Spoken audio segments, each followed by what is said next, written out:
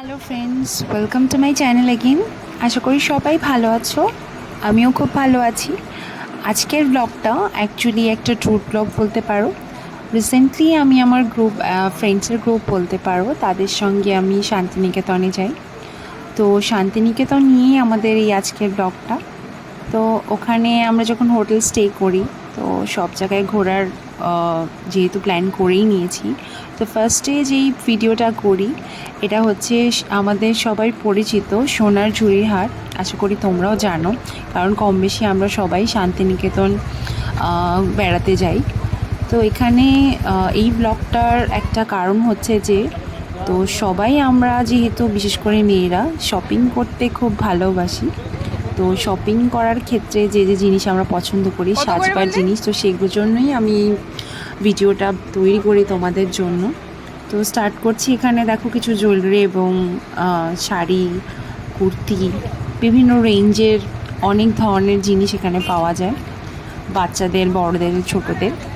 তো সবাই আমরা এখানে প্রথমে ঘুরে ঘুরে পুরো হাটটাই আসলে আগে ঘুরে দেখি কি কি আসলে পাওয়া যাচ্ছে।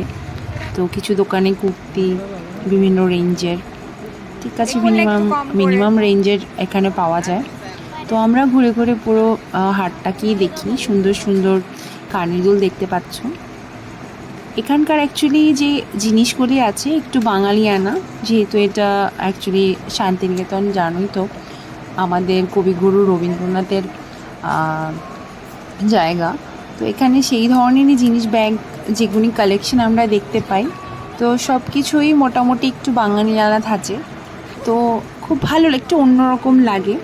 তো ঘুরে ফুরে আমরা যখন দেখতে পাই কিছু কিছু জিনিস আমার কাছে বিশেষ করে খুবই ভালো লাগে।